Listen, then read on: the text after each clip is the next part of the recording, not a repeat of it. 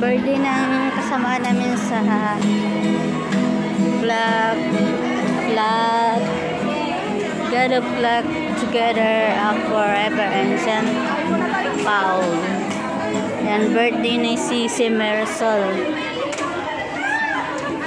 Birthday. Teka lang, tingnan natin yung food nila.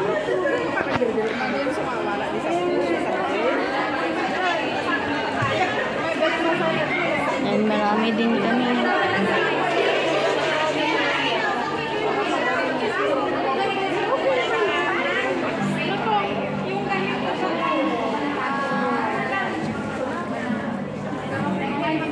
Niyaya kasi ako, nahiya akong pumunta. Siyempre, first time ko kasi magatin ng birthday niya.